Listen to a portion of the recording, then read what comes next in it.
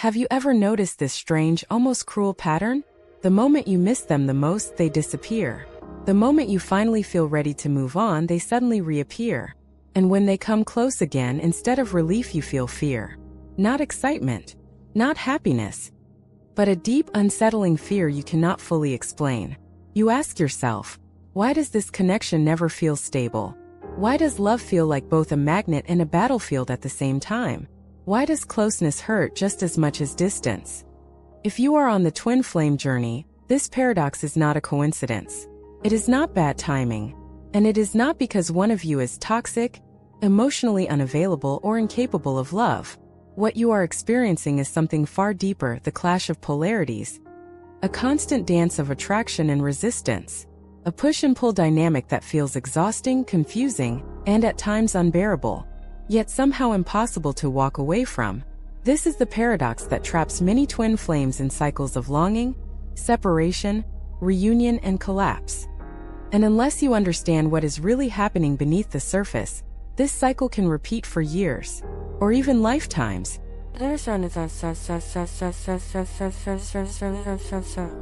When desire creates distance. Let's start with a question that almost every twin flame asks at some point. Why does wanting them push them away? You are not chasing in a dramatic or desperate way. You are not begging, manipulating, or demanding. You simply feel them. You long for the connection. You want closeness, honesty, union. And yet, the more you feel this desire, the more they seem to withdraw. They become distant, unreachable, cold, silent. It feels deeply unfair, especially because you are acting from love. But on an energetic level, desire without balance becomes pressure. Not pressure you consciously create, but pressure your energy transmits. Twin flames are hypersensitive to each other's emotional and energetic states. Even when nothing is said, everything is felt. When one twin flame wants union more than inner alignment, the energy shifts from attraction to tension. And tension naturally triggers resistance. This is often where the runner-chaser dynamic begins. Not because one person wants power and the other wants love, but because one person wants union before they feel safe within themselves.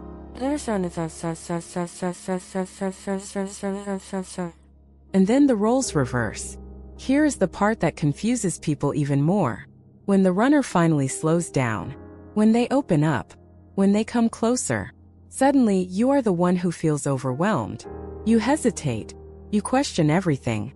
You feel exposed. You might even think, why am I scared now? Isn't this what I wanted? Yes and no. Because closeness with a twin flame is not just romantic intimacy. It is full emotional, psychological, and energetic exposure. Distance hurts, but closeness threatens the ego. When they were far away, you could idealize the connection. You could project meaning onto absence. You could long without being seen. But when they stand in front of you, present, open, available, you are forced to confront parts of yourself you were unconsciously avoiding. Your wounds, your fears, your attachment patterns, your sense of worth. And suddenly running feels safer than staying.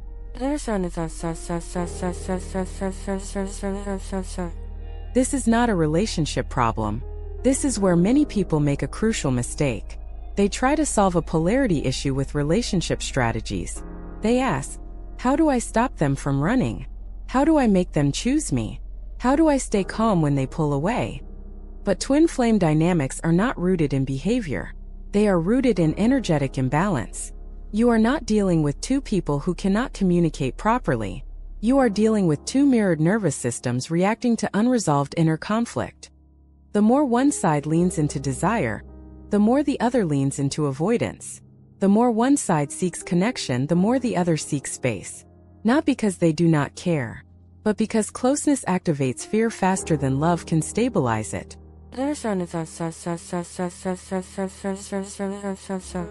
The illusion of control. Another painful layer of this paradox is the illusion of control. At some point you might notice yourself thinking, if I say the right thing, they will stay. If I pull back, they will come closer. If I heal faster, they will awaken. And sometimes these tactics seem to work. They message when you detach. They return when you stop trying. They chase when you finally let go. But here is the truth most twin flames do not want to hear. If you are changing your energy to control the outcome, you are still reinforcing the imbalance. True energetic balance does not manipulate attraction. It dissolves the need for it. The moment your peace depends on their response, the polarity remains distorted.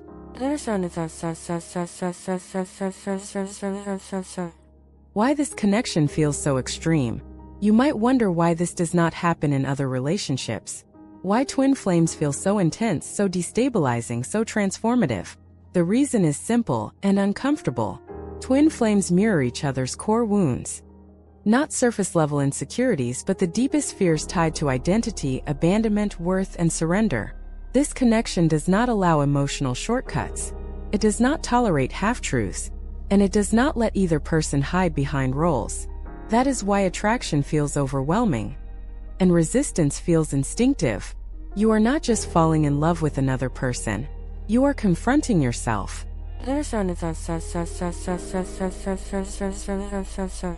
A question worth sitting with. Before we move deeper into this topic, pause for a moment and ask yourself, when you say you want them, do you want them? Or do you want relief from loneliness? Validation of your worth? Certainty in an uncertain world? And when they come closer, are you afraid of losing them? Or are you afraid of losing control over who you think you are? These are not easy questions. But twin flame journeys were never meant to be easy. They were meant to be revealing.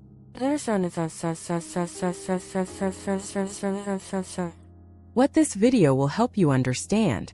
In this video, we are not going to label one person as the runner and the other as the chaser. We are going to look beneath those labels, into polarity, into attraction versus resistance, into the energetic mechanics behind the push and pull. And most importantly, we are going to shift the focus away from control and toward balance. Because the purpose of the twin flame connection is not to trap you in longing. It is to bring you back into alignment with yourself. And once that happens, everything changes. To truly understand why twin flames experience such intense attraction and equally intense resistance, we need to step away from surface-level explanations. This is not about communication styles, not about love languages, not about timing, personality, or effort. At the core of the twin flame dynamic lies something far more powerful and far less visible: polarity. Polarity is the energetic contrast that creates movement, magnetism, and growth. It is the same principle that governs electricity, gravity, and even the structure of the universe itself. Without polarity, nothing moves. But when polarity becomes extreme and unbalanced, movement turns into conflict. And twin flames are designed to activate polarity at its strongest possible level.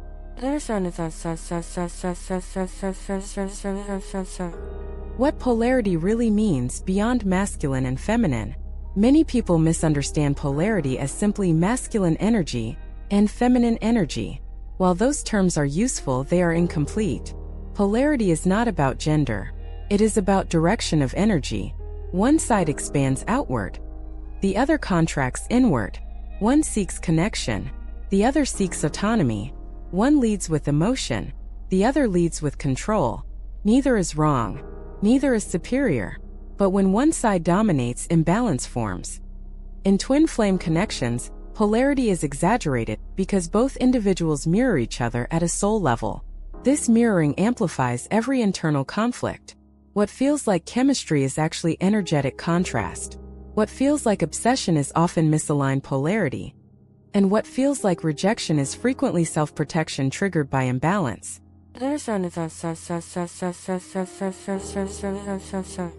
Why twin flames activate extreme polarity? In ordinary relationships, polarity tends to stabilize over time. One partner leans slightly forward, the other slightly back. The dynamic adjusts naturally. Twin flames do not allow this comfort. They trigger maximum contrast. Why? Because the purpose of this connection is not comfort. It is awakening. Twin flames are meant to bring unresolved internal polarities to the surface, especially those formed through early emotional conditioning. Attachment versus independence, desire versus fear, surrender versus control. These inner opposites live inside everyone, but twin flames force them into consciousness. That is why the connection feels so intense. You are not only reacting to another person, You are reacting to your own internal split.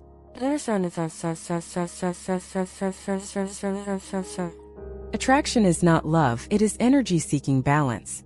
One of the most important distinctions to understand is this. Attraction is not the same as love. Attraction arises when energy senses contrast. It moves instinctively toward what it lacks. If you feel deeply unseen, you are drawn to someone who sees you. If you feel disconnected from yourself, you are drawn to someone who awakens you. If you feel fragmented, you are drawn to someone who mirrors your wholeness or your wounds. Twin flames create attraction not because they complete you, but because they expose where you are incomplete within yourself. This is why attraction often increases when imbalance increases. The more disconnected you feel internally, the stronger the pull toward the twin flame becomes. But here is the paradox. The same imbalance that creates attraction also creates resistance.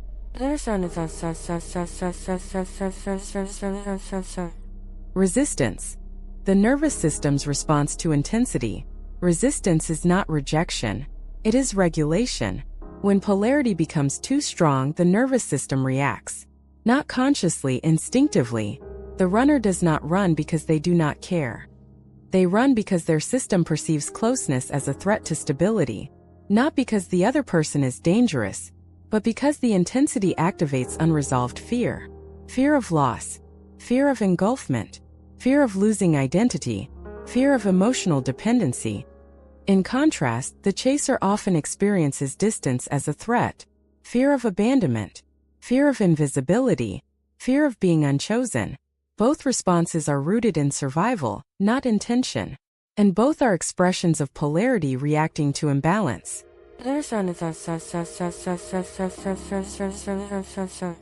The push and pull is an energetic conversation. When twin flames enter the push and pull cycle, they often focus on behavior. Who texted last? Who pulled away? Who is ignoring whom? But beneath behavior is an energetic dialogue happening constantly. When one twin flame leans forward emotionally, the other feels the pull and leans back. When one detaches, the energetic pressure eases, and the other feels space to move forward. This is not manipulation. It is physics. Energy always seeks equilibrium. If one pull becomes too strong, the system compensates. This is why chasing intensifies running, and why detachment often triggers return. But detachment used as a strategy is not true balance. It is simply another swing of polarity.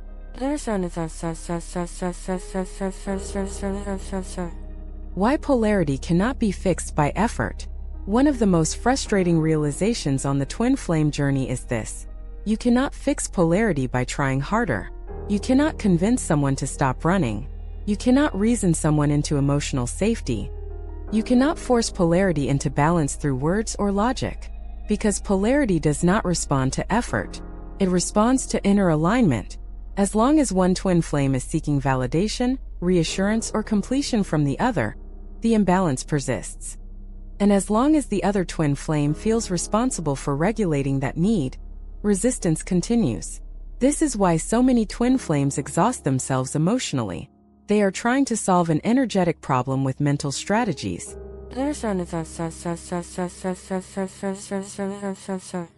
The mirror effect. Why you trigger each other so deeply.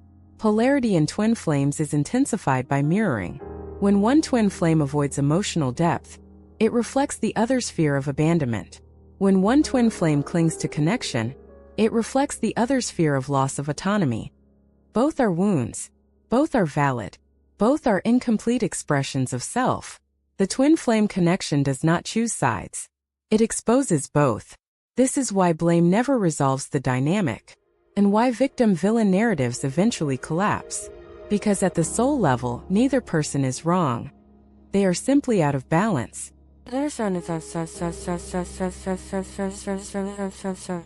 A critical shift in perspective. Here is the shift that changes everything. The goal of the twin flame journey is not union with another person. It is integration within yourself. Union happens as a result of balance, not as a reward for endurance. When internal polarity softens, external polarity stabilizes. When desire no longer comes from lack, attraction becomes gentle instead of desperate. When boundaries no longer come from fear, distance becomes choice instead of avoidance. This does not mean the connection disappears. It transforms.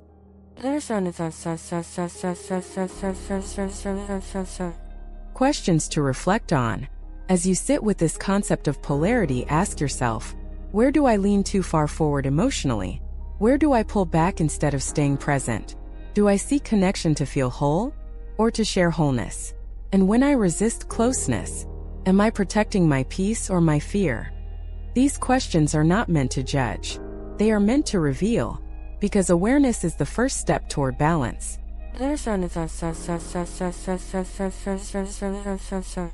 Where this journey is leading. In the next part, we will explore how polarity manifests as the runner and chaser roles, and why these roles are not fixed identities, but shifting energetic positions. You will begin to see how both sides participate in the same dynamic, and how healing does not require chasing or running, but stabilizing your inner center. Because when polarity balances within you, the push and pull loses its power. And for the first time, the connection stops feeling like a battlefield and starts feeling like a mirror you can finally look into without fear. One of the most misunderstood aspects of the twin flame journey is the concept of the runner and the chaser.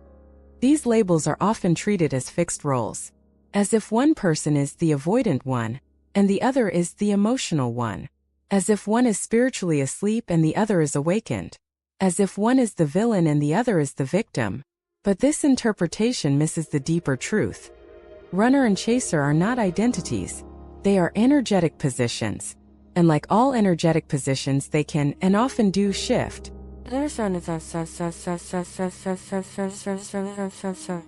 Why labels create more pain than clarity? When people first learn about the runner-chaser dynamic, it can feel relieving. Finally, there is a name for the chaos, a framework that explains the confusion, a way to understand why one person pulls away while the other longs for closeness. But if these labels are taken too literally, they become another trap. The chaser begins to identify with longing. The runner begins to identify with distance. And instead of healing the dynamic, both unconsciously reinforce it. Because the moment you identify as the chaser, you justify chasing. And the moment you identify as the runner, you justify avoidance. Yet neither role represents the full truth of who you are.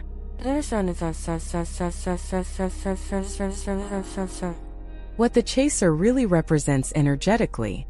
At an energetic level, the chaser is not needy or weak. The chaser represents forward-moving energy. This energy seeks connection, resolution, and integration. It wants to bring things into the open. It wants clarity, closeness, and meaning. But when this energy becomes ungrounded, it turns into urgency. The chaser begins to seek reassurance instead of self-regulation. Look to the twin flame to stabilize their emotions. Feel anxious in silence. Experience distance as rejection. This is not because the chaser lacks strength. It is because their nervous system associates closeness with safety. The deeper wound underneath chasing is often abandonment, not obsession.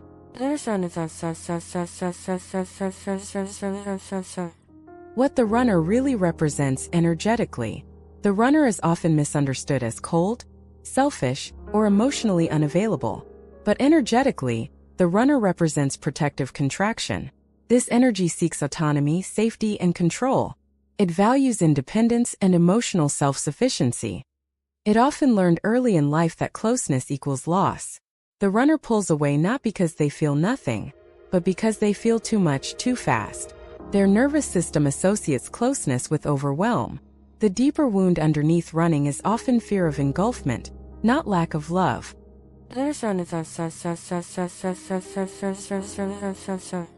Why both roles come from fear, not intent. This is crucial to understand. Neither the runner nor the chaser is acting from malice. Both are responding to perceived threat. For the chaser, the threat is abandonment. For the runner, the threat is loss of self. One fears being left.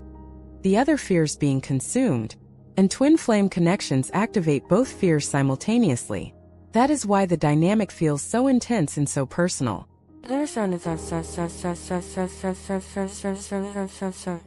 The role reversal most people don't talk about. One of the clearest signs that runner and chaser are energetic roles, not fixed identities, is role reversal. Many twin flames experience moments when the runner suddenly becomes the chaser suddenly pulls back. Both feel confused by their own reactions. This often happens after a shift in awareness. When the chaser begins to heal, self-regulate, and detach from outcome, their forward energy softens. Suddenly there is space, and the runner, no longer overwhelmed, begins to feel the pull. Likewise, when the runner opens emotionally, the chaser may suddenly feel exposed, vulnerable, and afraid. Roles flip not because people change personalities overnight, but because energy rebalances.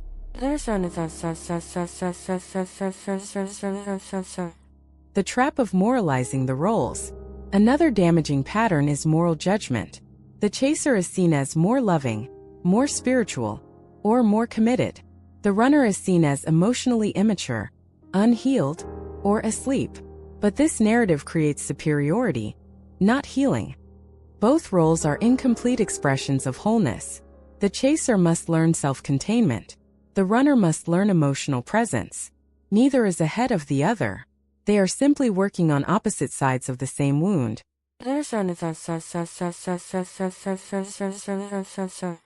Why chasing feels so compulsive? Chasing often feels involuntary. You may promise yourself you will stop reaching out. You may decide to focus on yourself. And yet something inside pulls you back. This is because chasing is not just emotional, it is nervous system activation. The body interprets separation as danger. The mind interprets silence as loss. And the system seeks relief through connection. Until the nervous system learns safety without external reassurance, chasing continues. This is not weakness. It is conditioning.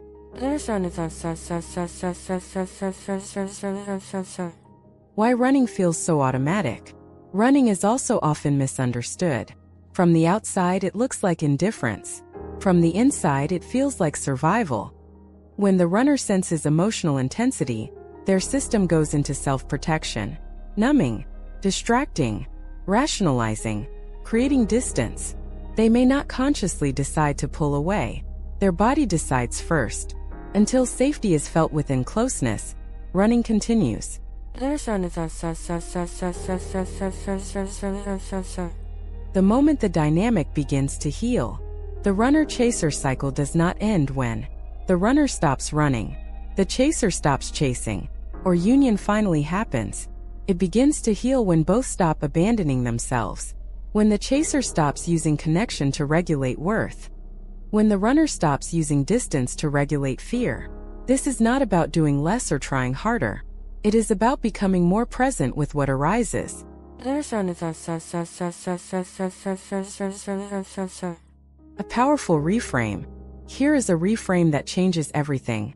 The runner is running from themselves. The chaser is chasing parts of themselves they have projected outward. Both are seeking integration. Both are incomplete until they reclaim what they have externalized. The twin flame is not the solution. They are the mirror.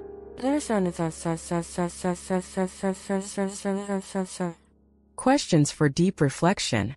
Take a moment and ask yourself honestly, when I chase, what am I really seeking? Reassurance or self-trust? When I pull away, what am I protecting? My peace or my fear? If my twin flame disappeared tomorrow, what part of me would feel lost? That is the part asking for healing.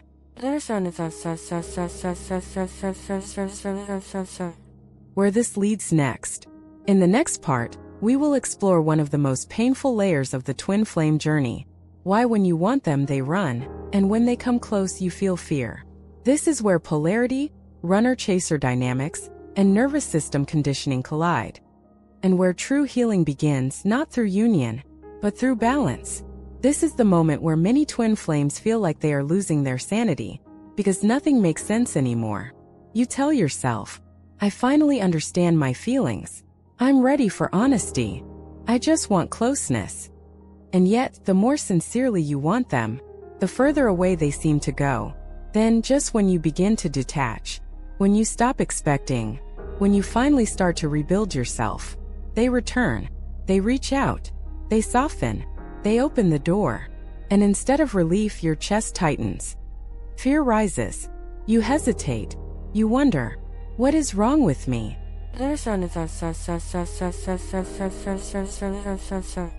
This is not inconsistency, it is polarity in motion. What you are experiencing is not emotional instability. It is energetic reversal. Twin flame connections operate like a pendulum. When one side moves too far in one direction, the other compensates.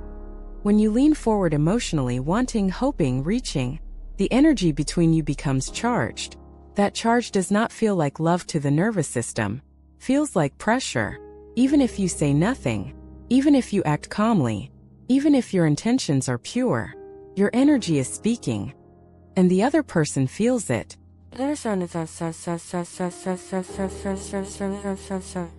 Why wanting them makes them run? Let's clarify something important. Wanting someone is not wrong, but wanting from lack creates imbalance. When your desire carries an unspoken message like, I need you to feel okay. I need this connection to make sense of my life. I need reassurance that I matter. That energy lands heavily. The runner may not consciously understand why they feel uncomfortable. They may say, I don't know what's wrong. I just need space. I'm confused. But beneath those words is a nervous system reacting to overload. Not because you are doing something wrong, but because closeness is activating something unresolved within them. Fear of responsibility, fear of emotional depth, fear of losing control. And so they retreat, not away from you, but away from the feelings your presence awakens.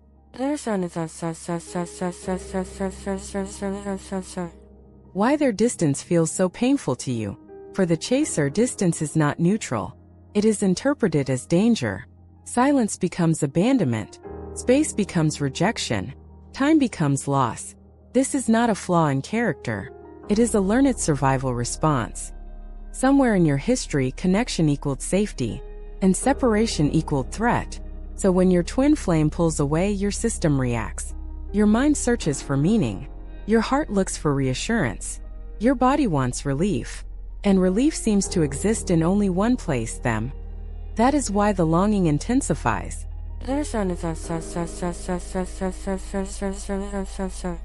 Then comes the reversal when they come close. Here is the part almost no one expects. When the runner slows down, when they turn toward you, when they offer presence instead of distance, something shifts inside you. You feel exposed, vulnerable, seen, and suddenly you want space. Not because you stopped caring, but because closeness now activates your own fear.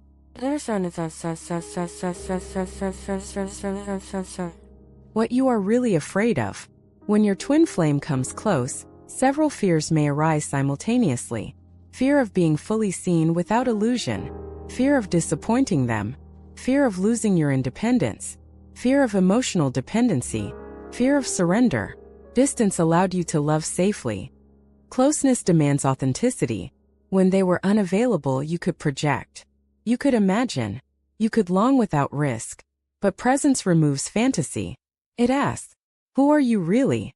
Can you stay open? Can you receive without controlling? And that is terrifying for the ego.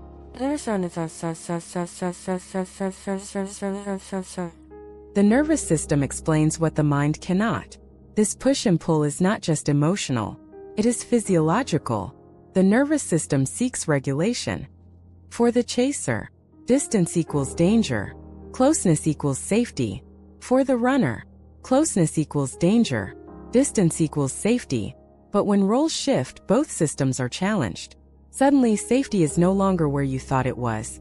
And the system resists. Not to sabotage love, but to preserve equilibrium.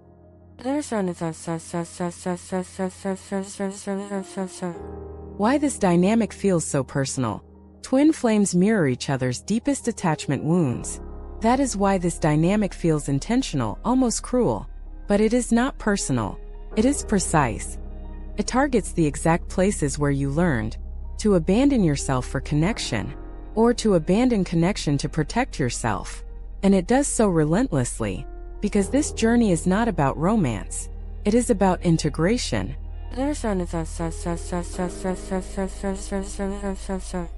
The illusion of timing. Many twin flames believe If we met later, this would work. If they healed first, we'd be happy. If I were stronger, I wouldn't feel this way. But timing is not the issue. Readiness is. And readiness is not intellectual. It is nervous system based. Until closeness feels safe without control, and distance feels safe without panic, the polarity continues.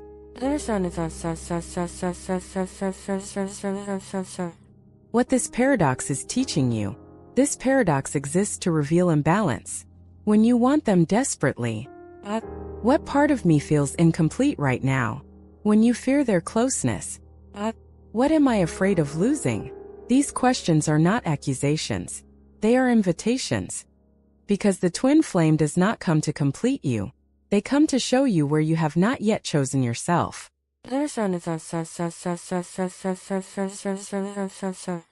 A crucial realization. Here is the realization that begins to dissolve the cycle. You do not need to stop wanting them. You need to stop needing them to regulate your inner world. And you do not need to fear closeness. You need to stop associating intimacy with loss of self. When desire comes from wholeness, it no longer pushes. When boundaries come from presence, they no longer repel.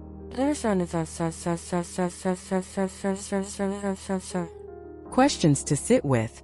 Take a moment and ask yourself honestly. When I miss them, what am I truly missing? Connection or myself? When they come close, what part of me tightens? The heart or the ego? If I could feel safe alone and safe together, how would this connection change?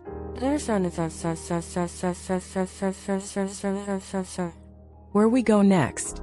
In the next part, we will explore how this push and pull manifests as attraction versus resistance, why the same force that draws you together also pushes you apart, and how resisting the connection often intensifies it. Because in twin flame dynamics, what you fight follows, and what you allow transforms. At some point on the twin flame journey, you realize something unsettling. No matter what you do, the connection does not go away. You distract yourself. You focus on work. You date other people. You convince yourself that this is unhealthy, illogical, or imagined. And yet the pull remains. Sometimes it softens. Sometimes it intensifies. But it never truly disappears. This is often when resistance begins. Not gentle resistance, but active opposition. You try to suppress your feelings. You analyze them. You label them. You judge yourself for having them.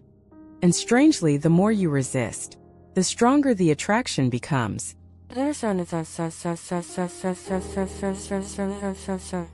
Resistance is not strength, it is tension. Resistance feels like strength because it involves effort. You are doing something. You are protecting yourself. You are regaining control. But energetically, resistance is tension.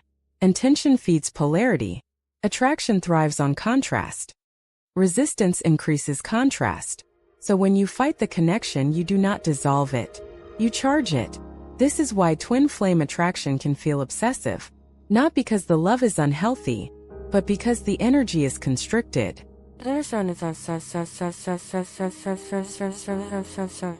Why suppression backfires? Suppression is often mistaken for healing. You tell yourself, I shouldn't feel this way. This is not good for me. I need to move on. But feelings that are not allowed do not disappear. They go underground. And what goes underground gains power. The mind tries to control what the heart has not processed. The ego tries to manage what the nervous system has not integrated. And so the connection intensifies, not outwardly but inwardly.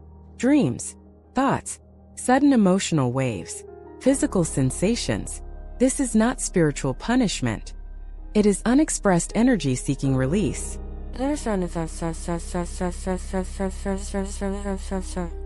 Attraction grows where awareness is avoided. One of the least understood truths about twin flame attraction is this. Attraction is often strongest where awareness is weakest. If you fully understood what the connection is activating within you, it would lose its grip. But when feelings remain unconscious, they manifest as longing. When fear remains unacknowledged, it manifests as obsession. When desire remains unmet internally, it manifests as fixation externally. The twin flame becomes the symbol, not the source.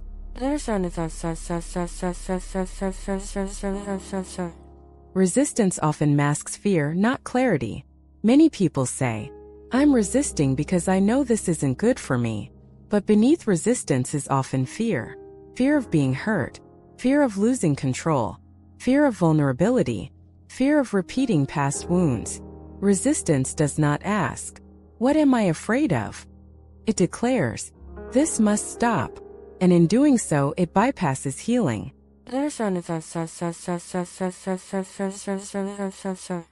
Why detachment can turn into avoidance. At some point, twin flames are advised to detach. Detach from outcome. Detach from expectation. Detach from the person. This advice is not wrong, but it is often misunderstood. True detachment is spacious. Avoidance is rigid. Detachment allows feeling without grasping. Avoidance denies feeling altogether. When detachment is used as a strategy to make someone return, it is not detachment, it is manipulation. When detachment is used to escape emotional depth, it is not healing, it is running. And the system knows the difference.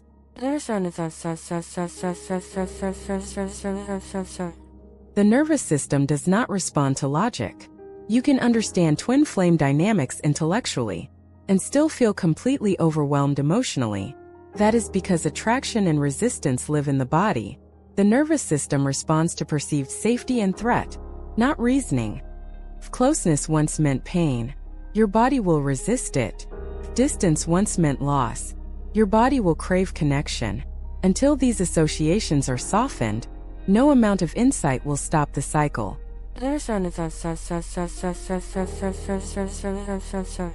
What allowing actually means. Allowing is often mistaken for indulgence. People fear, "If I allow these feelings, I'll lose control. If I accept this connection, I'll get hurt." But allowing does not mean acting on every impulse.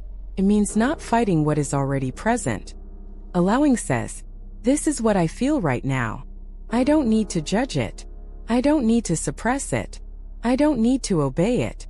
Paradoxically, allowing reduces intensity, because energy that is acknowledged can move. Energy that is resisted gets stuck.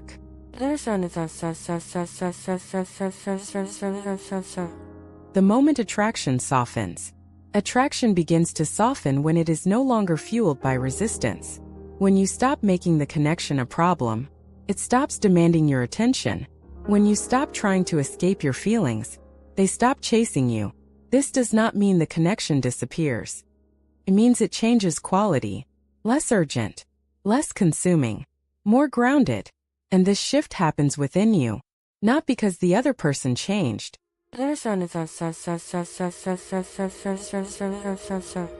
Why fighting the connection delays integration? Twin flame connections are not meant to be conquered. They are meant to be integrated. Integration means owning your desire without being ruled by it, acknowledging fear without obeying it, staying present without forcing outcome. Resistance delays this process. It keeps the energy polarized. Attraction on one side, opposition on the other.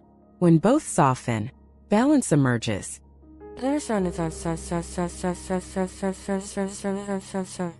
A subtle but powerful shift. Here is the shift that begins real healing. Instead of asking, "How do I stop feeling this?" What is this feeling asking me to see?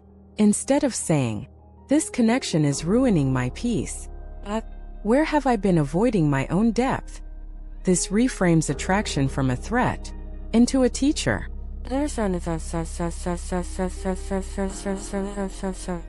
Questions for reflection. Sit quietly and consider. Where am I resisting my own truth? What emotion am I trying to outthink? What would happen if I stopped fighting myself? And most importantly, can I allow this experience without needing it to resolve immediately?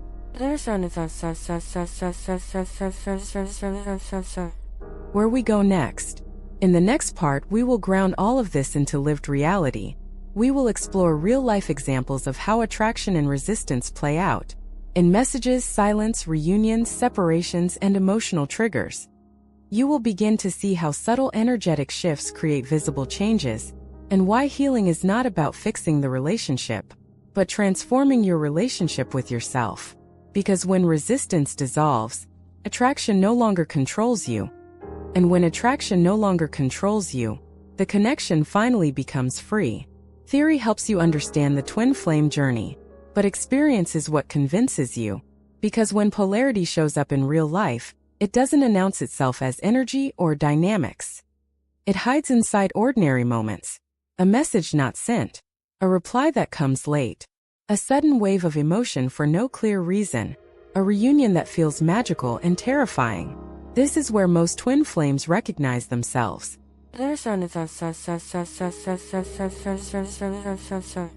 Example 1. When I finally let go, they messaged me. This is one of the most common experiences shared by chasers. You reach a point of exhaustion. You stop checking your phone. You stop hoping. You genuinely turn inward. And then they appear. A message. A call. A like on an old photo. Feels almost supernatural. But energetically, what happened was simple. When you stopped reaching outward to regulate your emotions, the pressure in the connection eased.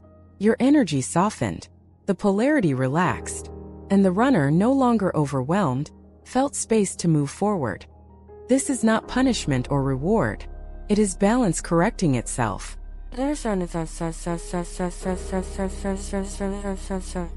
Example 2. When they came back, I didn't feel happy. This one confuses people deeply. You waited so long. You cried. You prayed. You imagined this moment countless times. And when it finally happens, you feel anxious, detached, unsure, sometimes even irritated. This does not mean you were wrong about the connection. It means your system has changed. During separation, you learned self-regulation. You rebuilt parts of yourself. Now closeness activates a new layer. The fear of losing what you just regained. The ego whispers, don't give up your independence. Don't fall back into pain. And so resistance arises.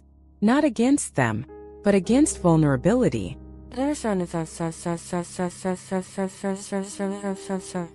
Example 3. Silence that feels louder than words. In twin flame connections, silence is rarely empty. A day without contact can feel heavier than an argument. The mind spirals. Did I do something wrong? Are they done? Was any of this real? But silence is often a sign of internal processing. Especially for the runner. When emotions become intense, silence becomes regulation. This is not always healthy, but it is understandable. And when the chaser learns to sit with silence without self-abandonment, the dynamic begins to shift.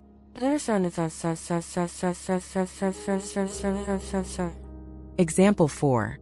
The push-pull during reunion. Reunions are often romanticized. In reality, they are destabilizing. You reconnect. You laugh. You feel the familiar spark. Then tension appears. Old patterns surface. Unspoken fears emerge. One person pulls back. Why? Because reunion intensifies polarity. What was distant is now close. What was imagined is now real. And reality demands integration.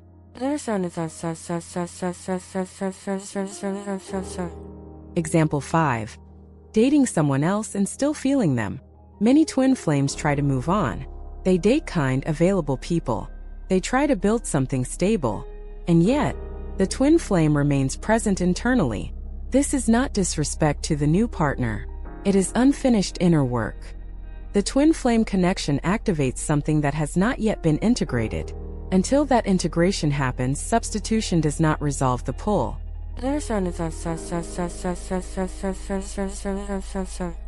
Example 6. Dreams, synchronicities, and emotional waves. Even during long periods of no contact, twin flames report dreams that feel vivid and emotional, sudden mood shifts, physical sensations without cause, repeating numbers or symbols. These experiences often intensify during resistance. Because what is not allowed consciously emerges unconsciously. This is not mystical proof of destiny. It is the psyche seeking coherence.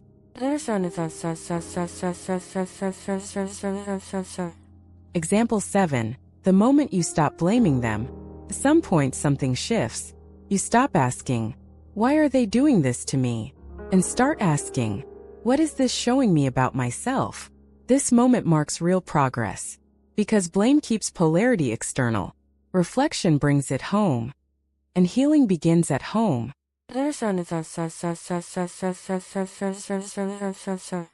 Example 8. When you realize neither of you is the problem. This realization is quiet. It doesn't come with fireworks. It comes with relief. You see that they were not cruel.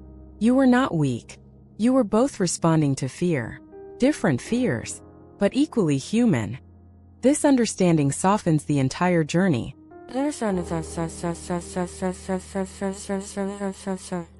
Example 9. The day you choose presence over outcome. One day you notice something different. You still feel the connection, but it no longer controls you. You can think of them without spiraling. You can miss them without collapsing. You can love without reaching. This is not indifference. It is integration.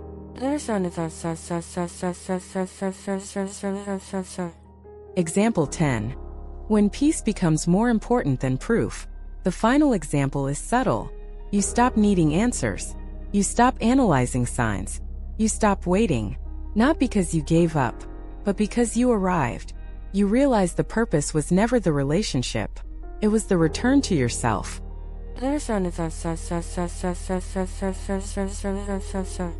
What these examples reveal. In every example, the pattern is the same. Polarity creates motion. Resistance creates intensity. Awareness creates release. No one is being punished. No one is failing. This is a system correcting imbalance.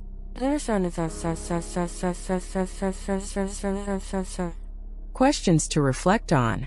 Which example felt familiar? Where did you recognize yourself? And most importantly, what would change if you stopped trying to control the story and focused on stabilizing yourself?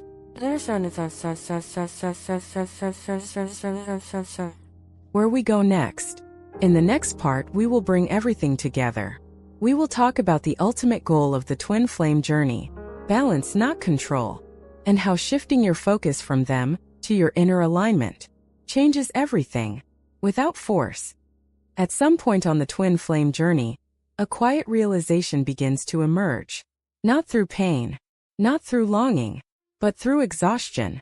You get tired of analyzing every sign, tired of interpreting every message, tired of trying to predict their next move. And in that fatigue, something deeper surfaces. What if this was never meant to be controlled?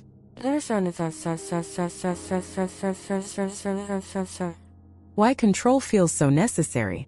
Control feels necessary because uncertainty feels unsafe. When the connection is unpredictable, the mind searches for structure. When emotions fluctuate, the ego seeks explanation. When the future is unclear, control promises relief. Control shows up as trying to define the relationship, trying to accelerate healing, trying to force clarity or commitment, trying to detach strategically to get a reaction. But control does not create safety.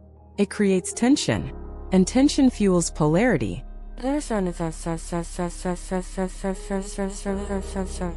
The illusion of if I do this, they will. One of the most subtle traps in twin flame dynamics is conditional thinking. If I heal enough, they will come back. If I stop caring, they will chase. If I say the right thing, this will finally work. This logic turns healing into a transaction. And the moment healing has an agenda, stops being healing. Balance cannot be manipulated. It can only be embodied.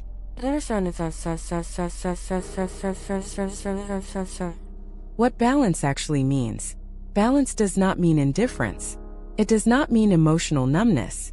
It does not mean giving up on love. Balance means feeling desire without urgency, feeling fear without avoidance, feeling connection without dependency, feeling autonomy without isolation. It is the ability to stay centered, whether the other person is near or far. This is not a technique. It is a state.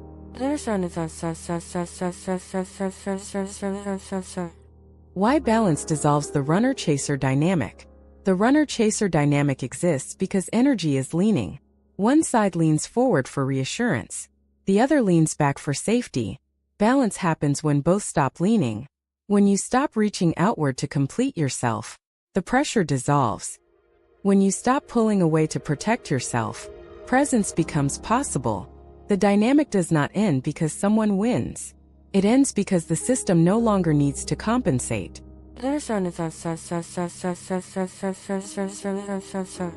The shift from, how do I get them, to, how do I stay with myself?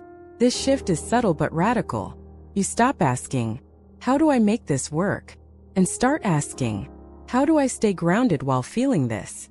You stop monitoring their behavior and start listening to your own responses.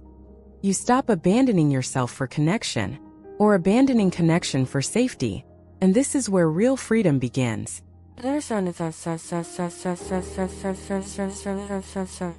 Balance is a nervous system state. Balance is not achieved through understanding alone. It is felt in the body. It shows up as regulated breath during silence, calm curiosity instead of anxiety, boundaries that feel natural, not defensive, desire that feels spacious, not desperate. This is why balance cannot be rushed. The nervous system must learn safety, both in closeness and in distance.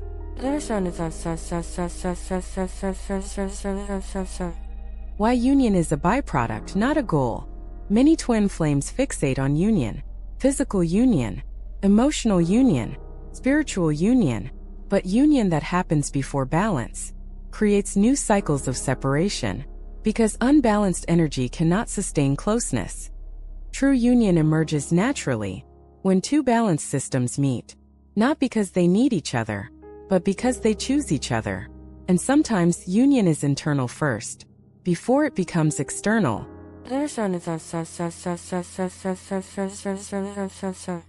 Letting go of outcome without letting go of truth. One of the most misunderstood aspects of balance is letting go. Letting go does not mean denying the connection. It does not mean pretending you feel nothing. It means releasing the timeline. Releasing the demand that things resolve in a specific way. You honor the truth of the connection without demanding it look a certain way. This is not resignation. It is maturity.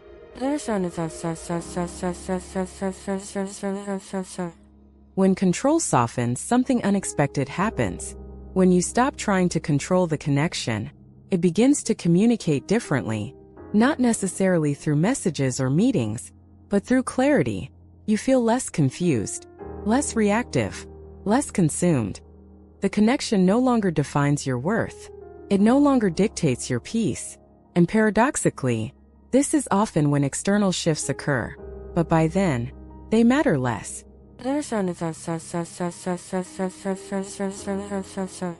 Balance does not guarantee reunion, it guarantees freedom. This truth can be hard to accept. Balance does not promise a happy ending in the way the ego imagines. It promises something deeper: freedom from obsession, freedom from fear, freedom from self-abandonment. And from that freedom, authentic love becomes possible, with or without the twin flame.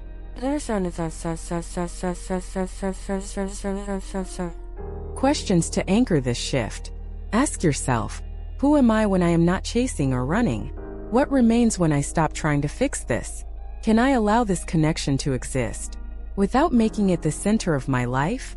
These questions are not meant to be answered quickly. They are meant to be lived.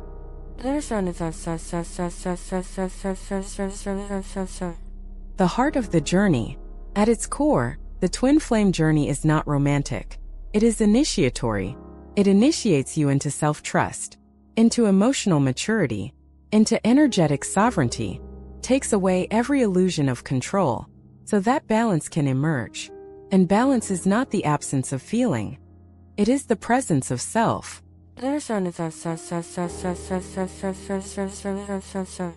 Where we go next. In the final part, we will bring everything together. We will speak directly to you, not as a twin flame, but as a human being navigating intensity, love, and growth. And we will end with a reminder. You were never meant to chase or run. You were meant to stand, centered, whole, free. There comes a moment on the twin flame journey that changes everything. It is not dramatic. It is not romantic. And it is certainly not something that happens because the other person finally does what you hoped they would do. It happens quietly, almost invisibly, inside you. This is the moment you realize that the push-pull cycle was never truly about them. It was about you. Not in a blaming way, not in a shaming way, but in a deeply liberating way. For a long time, the twin flame connection feels external. You focus on their behavior, their silence, their distance, their return, their mixed signals, their sudden withdrawal when things feel good, their sudden closeness when you finally let go. But at some point, a subtle awareness begins to emerge. Every time the dynamic shifts, something inside me is shifting first. This realization can feel unsettling, because it means you can no longer place the responsibility entirely outside yourself. But it is also the doorway out of suffering.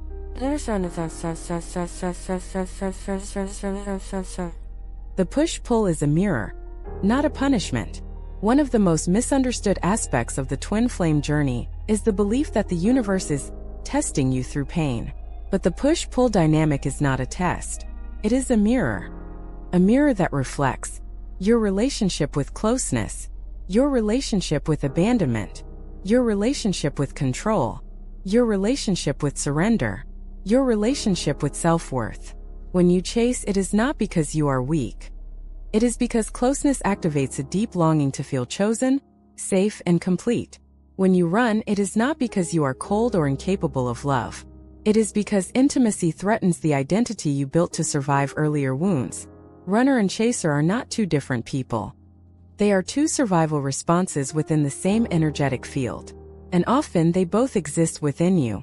This is why you may notice something confusing. Even when you are labeled the chaser, there are moments when you pull away. And even when they are labeled the runner, there are moments when they reach out. Because polarity is not fixed. It is dynamic.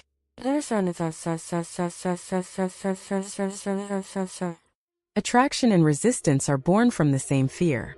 Here is a truth few people talk about. Attraction and resistance come from the same source. Fear. Traction says, if I merge with this person, I will finally feel whole.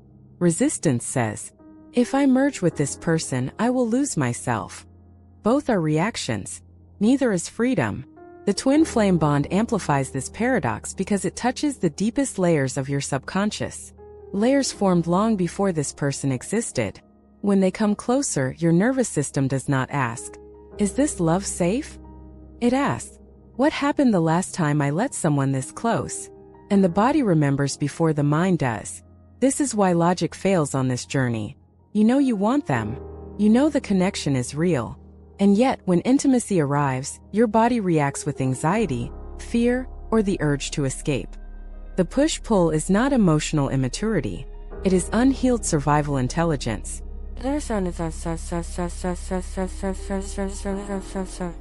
The turning point.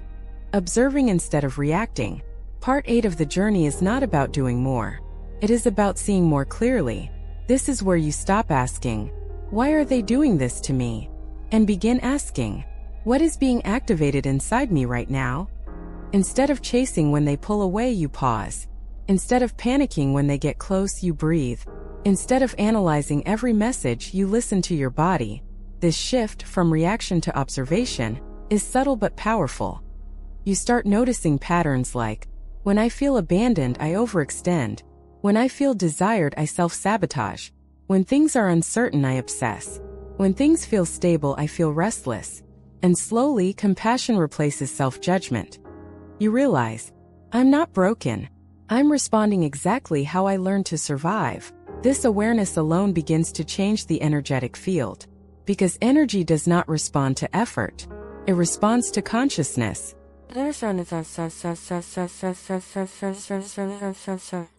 Why trying to fix the connection keeps you stuck? Many people get stuck in part 8 because they turn awareness into another form of control. They think, if I heal faster, they'll come back.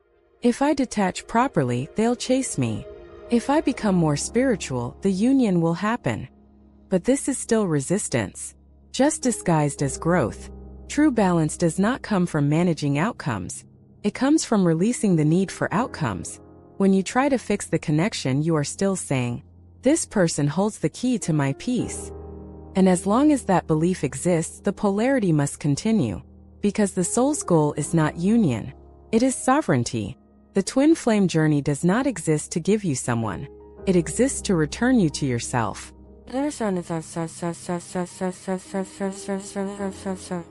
A real-life example.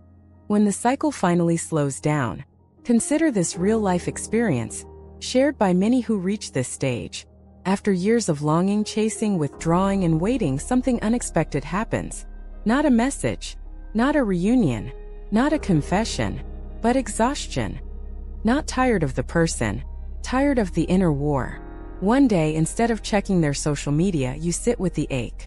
Instead of sending the message, you feel the loneliness.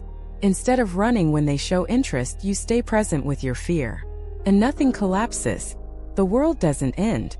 The connection doesn't disappear. In fact, something inside you relaxes for the first time. That relaxation is the beginning of balance. Because the push-pull dynamic survives on tension. When the tension dissolves, the polarity naturally softens.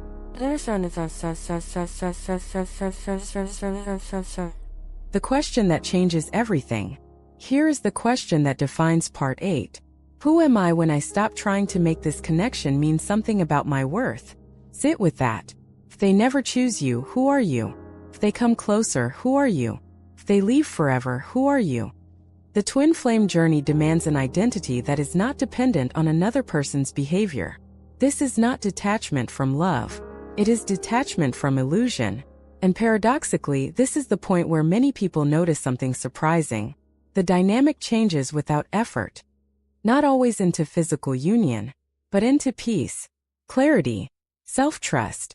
And sometimes, when the lesson is integrated, the universe no longer needs the pain to teach you. The push-pull cycle is not your enemy. It is a messenger. It asks you to stop fighting yourself, to stop choosing fear over presence, to stop outsourcing your sense of wholeness.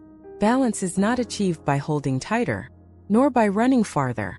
It is achieved by standing still in your truth.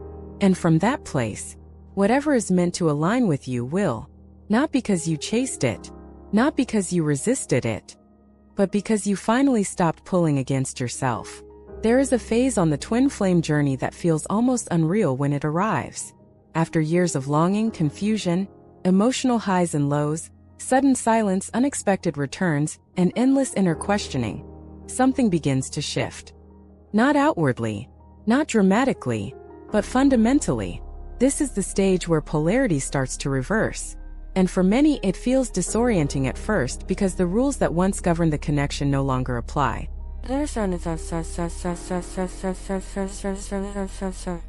What polarity reversal really means, and what it does not. Polarity reversal is often misunderstood. People think it means the runner suddenly becomes the chaser. The chaser suddenly becomes indifferent. The dynamic flips roles perfectly. But this is a simplified and often misleading interpretation. True polarity reversal is not about switching roles. It is about dissolving the roles altogether. The energy that once drove obsession, fear, avoidance, and longing begins to neutralize. And when polarity neutralizes, the chase loses its fuel. Because chasing requires imbalance, and running requires fear. When those two energies soften, the entire structure collapses.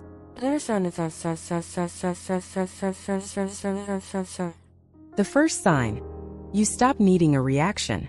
One of the earliest signs that polarity is reversing is subtle but unmistakable. You stop needing the other person to do something for you to feel okay. You still care. You still feel the connection. But the emotional charge weakens. Their silence no longer feels like rejection.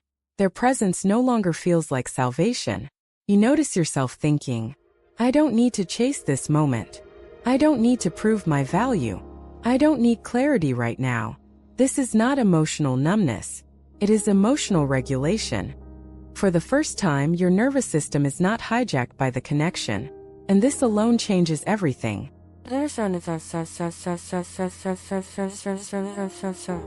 Why the other person often feels pulled back at this stage.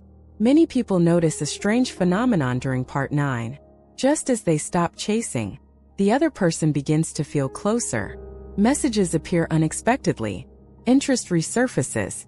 Curiosity returns. This is not magic. And it is not manipulation. It is energetic physics. The twin flame connection is highly sensitive to inner resistance.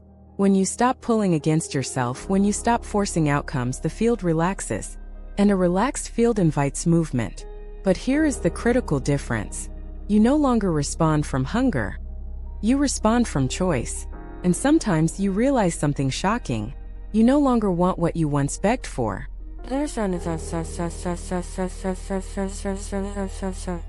Inner union comes before external union. This stage often introduces a concept that challenges romantic expectations. Inner union precedes outer union. Inner union means your masculine and feminine energies are no longer at war. Logic and emotion coexist without domination. Desire no longer overrides self-respect. Fear no longer dictates behavior. In practical terms, this looks like: you can love without attachment. You can desire without desperation. You can let go without bitterness. This is why some twin flame journeys never culminate in physical partnership.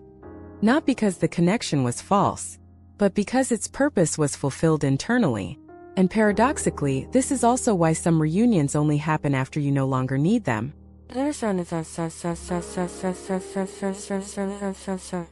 The collapse of the runner-chaser identity. By part 9, something profound occurs. You stop identifying as the chaser. You stop labeling them as the runner. Those identities dissolve. You realize that those roles were coping mechanisms, strategies formed to protect the self. The chaser was trying to secure love.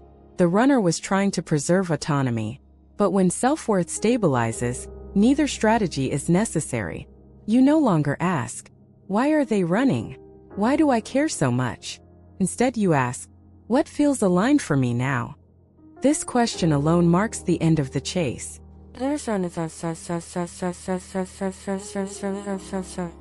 A real-life example. When detachment becomes natural, many people describe this stage not as a breakthrough, but as a quiet release. One day you realize you didn't think about them all morning. Not because you forced yourself not to, but because your life felt full. Your attention returns to your body, your creativity, your boundaries, your joy. And when they cross your mind, it feels gentle, not sharp, not aching. You no longer check for signs. You no longer interpret numbers, dreams, or songs as instructions. The connection becomes a presence, not a pursuit. This is not giving up. It is growing up emotionally and energetically.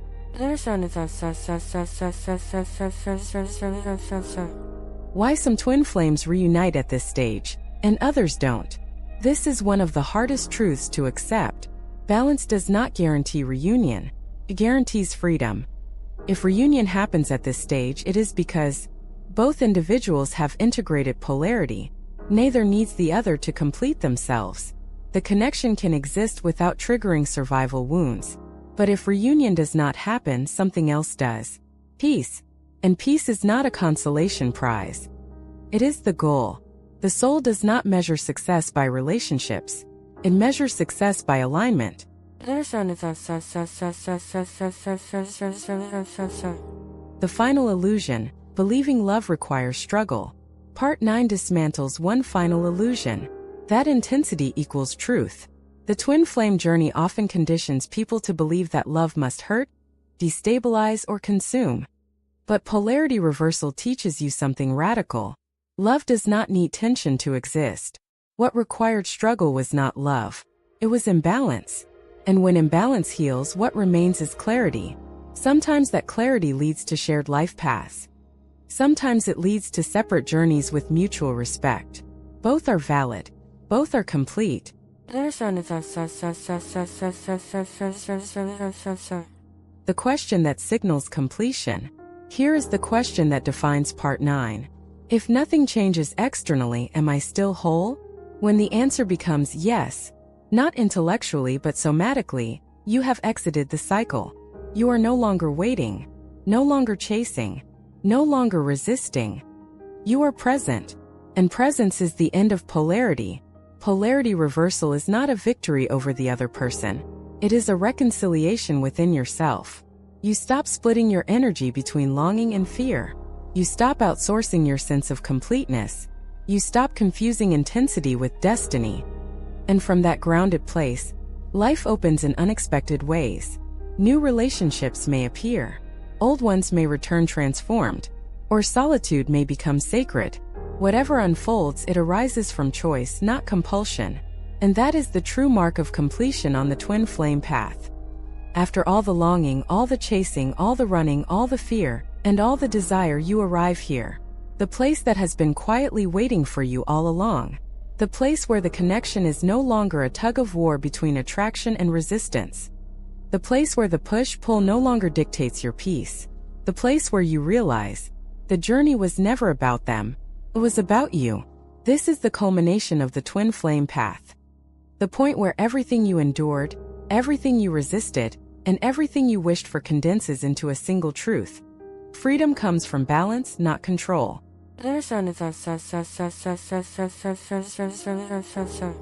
Freedom is not absence of love. Many people mistakenly equate freedom with detachment, indifference, or emotional numbness. They think, if I stop feeling so intensely, I am free. If I detach from them, I am whole. But true freedom is not the absence of love. It is the presence of self within love. It is the ability to experience connection without losing yourself, to desire without needing, to care without obsessing, to be present without manipulating outcomes. Freedom through balance means that you can feel the connection deeply, yet remain fully anchored in your own energy.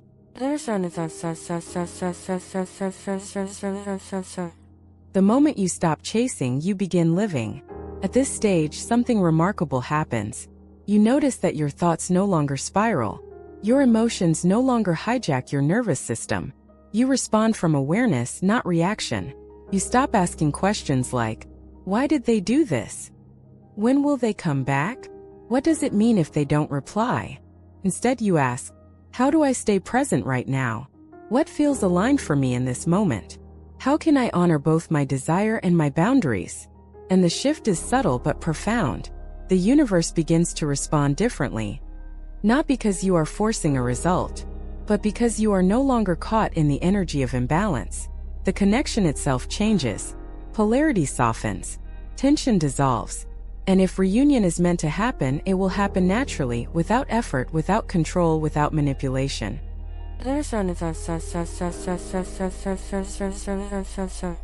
Union is a byproduct, not the goal. By the time you reach this stage, you realize the secret that so few understand. Union is a byproduct of balance, not the goal. Many twin flames spend years obsessed with the idea of union. They measure progress in messages, meetings, or emotional highs. They believe that without union, the journey is incomplete. But union is never promised. Union is not guaranteed. Union is not even necessary. The true goal of this journey is internal alignment. It is to bring the divided parts of yourself together. Your fear and your desire. Your longing and your independence. Your surrender and your boundaries. When these energies are integrated, inner union occurs. And whether or not external union manifests, you are already whole.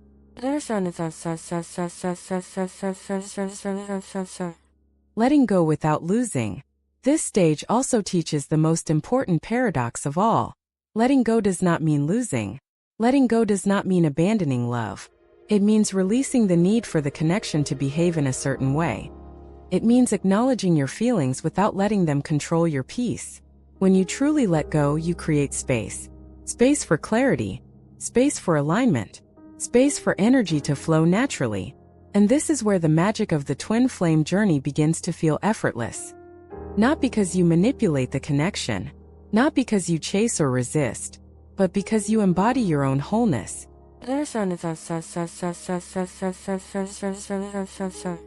Freedom is the true spiritual reward.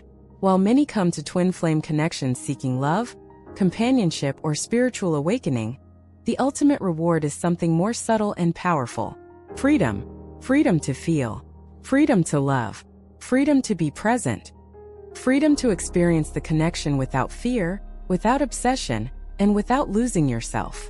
This is the stage where you no longer define your worth by someone else's presence, where your peace does not depend on their behavior, where love becomes a choice, not a need,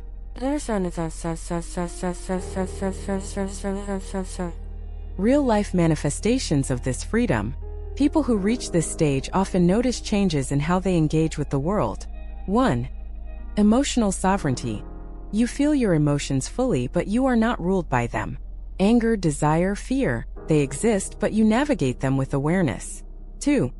Energetic stability. Your energy no longer swings wildly based on messages, distance, or reunions. You are grounded. 3. Conscious connection. Whether you meet your twin flame physically or remain apart, interactions feel lighter, freer, and more authentic. 4. Compassion without attachment.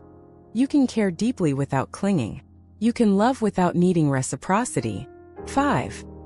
Inner joy independent of outcomes. Happiness becomes a state, not a consequence.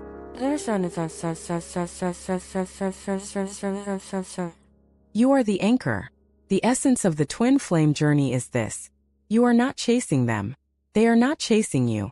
The dynamic exists as a mirror of your own energy.